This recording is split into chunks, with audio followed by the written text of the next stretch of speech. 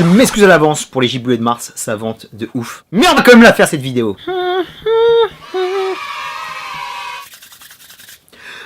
Messieurs, bonjour, direction au pays de la démocratie, à qu'en Amérique avec Gis. Et vers ça. Like that.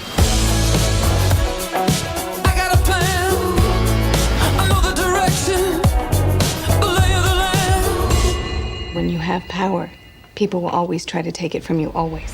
Bordel, gros bordel mec. Je vais aller droit au but, comme l'OM, à l'époque, parce que maintenant, ce film est formidable, incroyable, ingérable, tous les qualificatifs ont able. C'est de la folie furieuse. Donc mon pote avec Vice, prépare-toi physiquement, mentalement, car le premier quart d'heure du film te cueille complètement à froid. Tu passes dans une lessiveuse, tellement ça te fait tourner la gueule. J'étais complètement désorienté. Il m'a fallu 1 ou 2 rounds d'observation pour vraiment être à l'aise avec ce film et pour en voir sa portée. Parce que les bâtards, ils ont pas fait semblant. C'est un véritable roller coaster émotionnel. Je l'ai vu il y a plus d'1 mois et je n'arrive pas à me dépêtrer de ce film. Qui est gravé dans mon cerveau. On est au mois de mars, je me projette, j'aime pas trop faire ça, mais c'est déjà le film de l'année. Ou un des films de l'année. On ne sait jamais où on peut avoir des grosses surprises.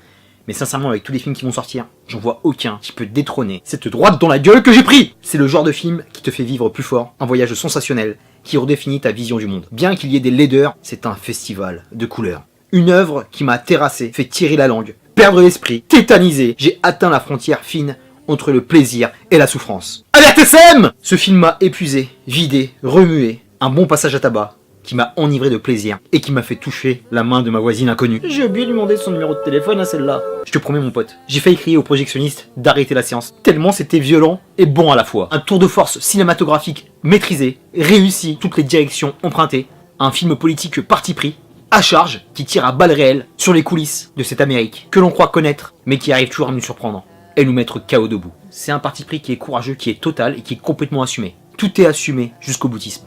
Parce que c'est du manichéisme politique total. On arrive à lier le biopic et la satire corrosif pour avoir une immersion totale dans les entrailles au sens propre comme au figuré de Dick Cheney. Je connaissais son nom, je connaissais tout ce qui se passait dans ce gouvernement parce que j'ai vraiment suivi toutes les affaires de ce charmant président George W. Bush. 11 septembre oblige. Mais là j'en ai appris les vertes et les pas mûres. On a affaire à un homme derrière l'homme qui est encore derrière l'homme. Le mec a 1 milliard de coups d'avance. C'en est flippant et en même temps fascinant. I want you to be my VP. I want you. You're my vice. On est en pleine politique politicienne avec ces hommes qui font la pluie et le beau temps à la Maison Blanche. Et c'est là qu'on voit comment cet homme et son armée d'avocats sont passés au-dessus de leurs propres lois et ont complètement réécrit la Constitution pour créer un véritable empire romain dans ce soi-disant pays de la liberté. Tom Sawyer, c'est l'Amérique. Absolument rien à voir, je sais pas pourquoi j'ai déclenché. Et par cette démonstration, on en voit complètement les conséquences d'Entente doute, mais de les mettre comme ça sur un film, les gars vous avez des couilles. Car beaucoup de ces gens-là sont encore en place, j'espère que vous aussi, vous avez pris votre armée d'avocats pour vous protéger, parce que c'est chaud. Dick Cheney et ses potes ont manipulé l'opinion pour créer la guerre en Irak. Ils sont aussi responsables, par ricochet, de la création de Daesh, ISIS comme disait le Quinri, et par-delà, de l'anéantissement de certaines régions du globe, pour aboutir à l'arrivée des politiques actuelles américaines avec lesquelles nous ne pouvons pas nous tromper. Le traitement de ce biopic est fantastique, car il est interne à Dick. Et on voit aussi toutes les répercussions extérieures avec l'impact de cette décision sur son pays. Le mec il a pas fait semblant, dis donc. Et idem au niveau de la relation passive-agressive qu'a Adam McKay pour son sujet, car avec Dick Cheney, il arrive à allier empathie, tout le rapport qu'il a avec sa famille, sa vie de working class, l'amour qu'il a pour sa femme et ses enfants, et le soutien qu'il apporte notamment à une de ses filles, par rapport à la vie sexuelle de cette dernière. C'était mignon, dis donc. Mais tout ça va être balayé d'un revers de main dans le final. Et de l'autre côté de la montagne, parce que ce mec est un véritable monstre, et aussi une bonne barrique, c'est une pieuvre mutante, sensuelle, vampire, qui bouffe tout sur son passage. Ses alliés, son propre parti, l'homme qu'il est censé servir, et surtout le peuple américain. Cette plèbe qui est représentée habilement par la narration de Jesse Plemons, Team Friday Night Lights oblige, qui est juste sidérante par sa chute finale. C'est trop bien trouvé. Le langage méta est parfaitement exécuté. La pêche avec l'hameçon quand il a son premier entretien avec George W. Bush. Le parallèle entre le pauvre Irakien bombardé chez lui et W qui doit faire face aux journalistes pendant une conférence de presse. Pour justifier ses merdes, on a un magnifique raccordement avec ses problèmes cardiaques et son cœur qui est là en symbole. Et toute la scène de greffe, c'est juste fabuleux. Autre chose qui m'a mis KO et qui est super pertinent, plus j'avance dans ma vie et dans ma compréhension de la société, qui n'est pas parfaite, mais on essaie de progresser là-dessus. Ces gens-là, qui sont dans les hautes sphères politiques, sont tellement des animaux assoiffés de pouvoir, et parfois de sang, que personne n'a véritablement de conviction, gauche ou droite. En 2019, plus que jamais, tout est nuancé par les ambitions individualistes d'une personne. Parce que le Dick, il joue que pour sa gueule. C'est évoqué superbement dans la dernière saison de Dear White People, Matza c'est de la bombe. Et même par rapport à notre gouvernement, quand on voit ce qui se passe avec leur maniement, quand on voit ce qui se passe quand un président élit ses ministres, la carrière, le salaire et les avantages en nature te fait mettre ta conviction sous le tapis. Oubliez. Et je me dis, et ça c'est tout à fait personnel, que ces gens sont dans une pièce de théâtre. Ils jouent des personnages, ils jouent des rôles, juste pour s'en mettre plein la panse. Et c'est vraiment mis en relief avec la symbolique du bureau. Ce mec a placé ses pions pour être partout. On voit tous les présidents qui se sont succédés depuis Nixon, toujours là en coulisses, pas inquiétés. Les présidents passent et trépassent, et ce genre de mec reste encore dans les coursives. Et comme je te l'ai mentionné, c'est un film qui est parti pris libéral, mais ce n'est pas pour autant qu'on tombe dans l'angélisme. J'ai pris peur quand on a vu Obama dans une des scènes, mais finalement, ça a été balayé rapidement, ils n'ont pas fait l'erreur d'aller vraiment à fond dans leur parti et rester vraiment sur Dick. Et ça, bravo. Un mot sur Adam McKay. Après l'excellent Big Short, il est récidive avec ce film qui est encore meilleur. C'est du same, ça parle d'un pays qui est complètement défaillant dans sa politique économique et sociale, but different. On retrouve pas mal de points qui lient les deux films, mais je trouve Vice plus abouti et plus maîtrisé. Comme si cet homme avait mûri entre les deux films. Congratulations pour cette progression, monsieur. Et attention, le point le plus magistral qui m'a frappé, c'est le montage. Un montage qui te met des claques dans la gueule, parce que ça va à une vitesse, c'est encore pire que Big Short. C'était un peu monté comme un braquage, mais là t'as l'impression que t'es dans un documentaire, dans une fiction, dans un film, dans un drama.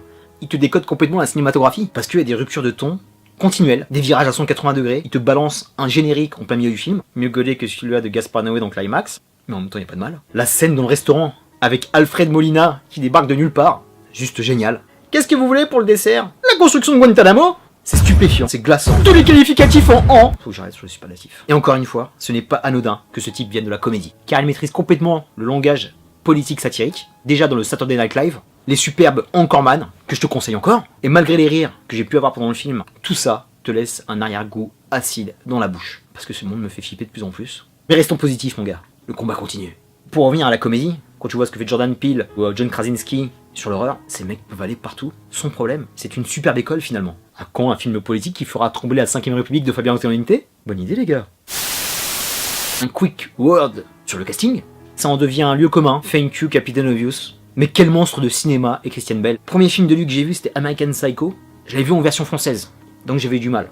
Et encore, j'étais jeune et je comprenais pas tout ce qui se passait à l'écran. Et pour moi c'était plutôt une comédie. Complètement secondaire dans Shaft, après le règne du feu et tous les autres films qui se sont enchaînés derrière, ce mec mérite sa statue. Ce mec méritait l'Oscar aussi. Rami, je te kiffe, va me faire la saison 4 de Mr. Robot, mais Bohemian Rhapsody c'est plus possible. Non, on parlera pas de Bohemian. Et c'est une leçon de comment incarner un personnage connu de tous sur un biopic. Car on oublie complètement que c'est Christian Bale qui est en face de nous, et on pense qu'à Dick Cheney. Et là où c'est trop fort, quand on voit que Sam Rockwell, qui incarne George, et Steve Carell, qui est Donald Rumsfeld, ils sont dans la caricature, ils sont là aussi pour nous faire rire, on pense à ces deux acteurs, qui sont de très bons comédiens, font aussi du bon boulot. Quand tu vois la différence de level qu'il y a entre eux et Christian, c'est un truc de ouf, tu es le Cristiano Ronaldo des acteurs. Bof, on n'a plus rien à dire sur ce type. Amy Adams, magnifique. Eddie Marsan, mon chouchou de Ray Donovan, il y a que du lourd. On a fait le tour mon gars sur Vice, il y a encore plein de choses à dire, mais je préfère m'arrêter là, et nous allons conclure. Pour conclure sur Vice, mon pote, si tu m'aimes un petit peu, c'est un film à ne pas rater. Un Mrs. Scud qui est un must to see. Tu risques d'avoir mal au cervelet, mais c'est un incontournable de cette année 2019. Je crois qu'il est encore en salle, mais chope-le en Blu-ray, chope-le en SVOD, parce que mon pote, c'est du poids lourd de dingue, comme on a rarement eu ces dernières années en matière de politique. On a eu des très sympas comme Spotlight et les autres, mais là c'est trop. T'as l'écriture, t'as la technique de réalisation, t'as l'acting, tout est là pour kiffer. Ce film est jouissif et jouissant autant pour les spectateurs que pour le cinéma du 21e siècle. Un cinéma engagé et politique, comme on l'avait dans les années 70, ou comme on avait avec Oliver Stone quand il était inspiré. Ah, ça fait longtemps qu'Oliver nous a pas fait un gros truc, hein. C'est juste parfait. Un film implacable, violent, drôle, jubilatoire, flippant, passionnant. Une farce acerbe qui te clouera sur ton siège. Solide et superbement documenté, ça aussi je devais le dire, parce que les mecs ils ont fait un taf de malade. Un film qui a les burnes bien placées, qui ose et qui réussit tout ce qu'il a entrepris. Et je suis pressé de voir les coulisses de la présidence actuelle. Enfin non, je suis pas prêt. Terminus pour Vice, je te dis à très bientôt pour de prochaines vidéos. D'ici là, porte-toi bien, garde la pêche, reste positif, malgré l'atmosphère du moment, qui n'est pas des plus joyeuses. Aimons-nous les uns les autres. Peace and love.